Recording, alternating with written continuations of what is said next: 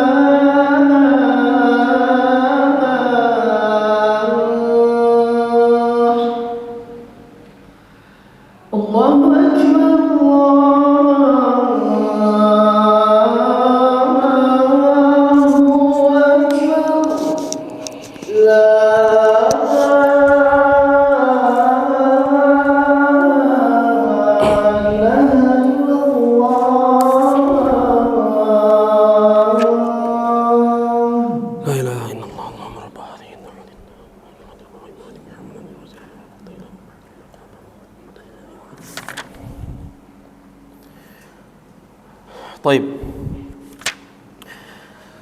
Jadi sampainya kita di rest area tersebut pas banget masuk waktu Isya dan kita belum sholat maghrib. Ya, kita musafir. Maka kami pun ke kamar mandi, buang hajat, kemudian wudhu, siap-siap sholat. Setelah itu, Anda pun masuk musola dan Anda jadi imam di situ. Ada salah seorang kawan Ana sampaikan ke mereka, walaupun kita sholat di waktu Isya, tetap yang didahulukan adalah maghrib dulu, baru Isya.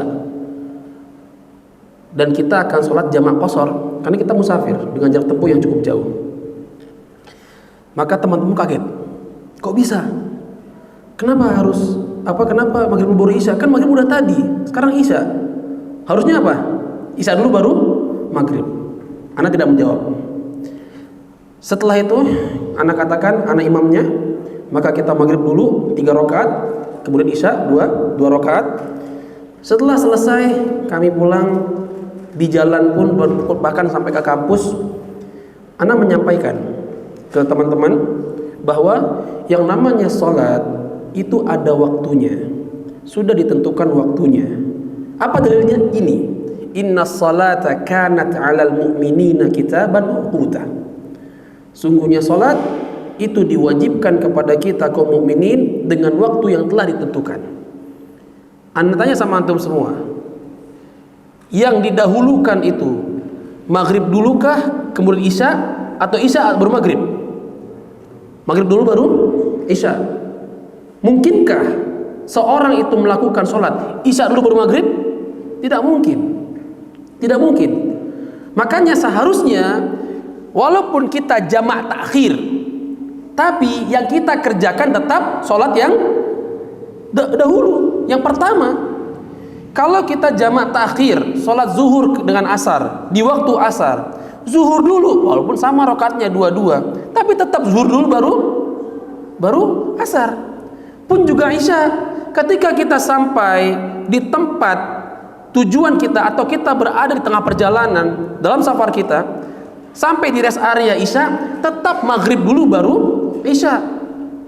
Kenapa seperti ini? Karena memang tidak ada dalil yang menjelaskan bahwa bolehnya kita mendahulukan Isya daripada maghrib. Tidak boleh itu, tidak ada dalilnya. Dan ana sampai sekarang belum menemukan dalil tersebut. Kalaupun ada hujjahnya sebagian ulama, Allah Ta'ala alam bisawab, ana juga belum tahu siapa pastinya yang memfatwakan bolehnya mendahulukan sholat yang kita sampai pada waktu tersebut. Ya tadi, kalau kita sampainya Isya, berarti Isya dulu baru maghrib. Ana belum tahu itu.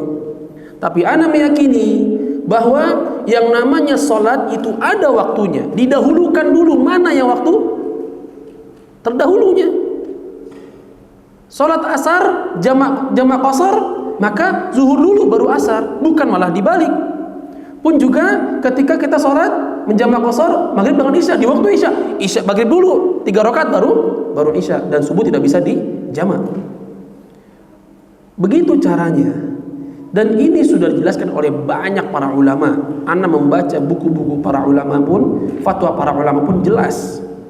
Ketika jamak takhir, tetap yang didahulukan adalah sholat yang sebelumnya dulu, yang pertama dulu baru yang kedua, bukan malah yang kedua bentuk yang ke satu. Bukan seperti itu caranya.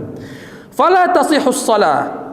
Maka atas dasar ini sholat itu tidak sah qablal waqt, sebelum masuknya waktu. Kita tidak bisa mengerjakan sholat sebelum masuknya waktu. Walau kanal insan jahilan au nasiya. Kalau seorang itu jahil, nggak tahu kapan masuk waktu sholat. Contohnya, seorang dia itu berada di satu daerah, nggak ada sinyal di sana, nggak ada masjid, nggak ada musola, dia tidak mendengarkan suara azan. Kemudian dia menyangka bahwa jam itu, di waktu itu sudah masuk waktu maghrib, maka dia pun sholat maghrib. Selesai sholat, dia kembali melanjutkan perjalanan. Sampailah dia di sebuah desa, yang di desa itu baru mengumandangkan azan maghrib. Kita katakan, sahkah sholat ini? Tidak sah sholatnya. Kenapa tidak sah? Karena dia mengerjakan sebelum waktunya. Sebelum waktunya. Ada orang yang dalam perjalanan dia nggak mendengarkan azan sama sekali, tidak mendengarkan azan sama sekali. Kemudian apa mengatakan, oh mungkin belum masuk waktu sholat zuhur contohnya. Dia lanjut berjalan, sampailah dia suatu desa, azan apa? Azan asar. Azan asar, dan dia belum sholat zuhur. Akhirnya apa? Dia sholat zuhur di waktu asar. Boleh nggak itu? Boleh. Karena apa? Dia sudah memasuki waktunya, tapi dia jahil, dia tidak tahu, ataupun dia lupa. Sama seperti tadi, orang ketiduran. Orang ketiduran, dia capek kerja, ba'da zuhur tidur. Karena saking capeknya bangun-bangun maghrib, dia sudah melewati waktu asar. Bolehkah dia sholat asar di waktu maghrib? Boleh. Kenapa? Sudah masuk waktu asar tadi. Naam. Wala tasihhu ba'dal waqt illa ayyakuna ma'dzura. Dan kita tidak boleh sholat di luar atau setelah waktu sholat kecuali uzur. Apa uzurnya? Ya tadi, ketiduran, lupa, atau tidak tahu. Nah, kemudian ayat muslimin wal muslimat, kita juga perlu mengetahui, insya Allah akan kita bahas pada pertemuan berikutnya, apa saja atau kapankah waktu-waktu sholat, kapankah azan itu dikumandangkan. Kita harus ketahui waktu yang ada dipampang di depan kita ataupun di handphone kita dengan ada jadwal waktu atau waktu sholat. Ini sifatnya adalah dhanni, sifatnya adalah prasangka. Artinya apa? Itu waktunya belum tentu tepat, tapi ini adalah amrun ijtihadi. Ini adalah perkara ijtihad, yang dimana mereka para ahli yang bisa menghitung waktu ini, kapan masuk waktu subuh, zuhur, asar, maghrib, isya, mereka berusaha dengan keilmuan mereka Waktu zuhur jam sekian, waktu asar jam sekian, maghrib, isya, subuh jam sekian. Nah, kita berusaha untuk meyakini itu. Maka jangan heran adanya perbedaan yang sangat-sangat besar dalam penentuan waktu subuh. Ada yang mengatakan waktu subuh itu adalah waktu yang kita pampang sekarang. Ada yang mengatakan waktu subuh yang ada sekarang itu lebih cepat 20 menit. Ada seperti itu? Ada. Dan insya Allah akan kita bahas. Nantinya juga kita akan pernah Syekh bin Baz rahimahullahu taala itu ditanya tentang seorang yang dia makan sahur atau minum terus azan dikumandangkan, apakah dia tetap minum atau disudahkan? Nah, pendapat beliau rahimahullahu taala, kalau memang itu masih di tangan dan kita seret, harus minum dulu. Kenapa? Karena waktu adzan yang sekarang itu sifatnya dhanni, hanya prasangka saja. Dan kita tidak bisa menentukan waktu subuh dengan mata telanjang, nggak bisa.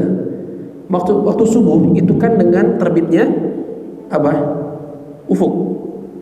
Dan kita bisa ngeliat di sini? Nggak bisa. Karena apa? Mata kita terhalang oleh cahaya-cahaya lampu. Insya Allah akan kita bahas satu persatu tentang kapan masuknya waktu-waktu sholat. Jazakumullahu khairan pada ikhwan dan akhwat sekalian, jamaah Masjid Al-Imar rahimani wa rahimakumullah. Insya Allah kita akan lanjutkan pembahasan kitab Sifatus Shalah ini bulan depan, ya, dengan buku yang sama dan di waktu yang sama, insya Allah malam Sabtu pekan kedua dan ketiga. Sekali lagi jazakumullahu khairan kepada antum sekalian. Kita cukupkan dengan kafaratul majlis. Subhanakallahumma bihamdika asyhadu an la ilaha illa anta astaghfiruka wa atubu ilaik. Assalamualaikum warahmatullahi wabarakatuh.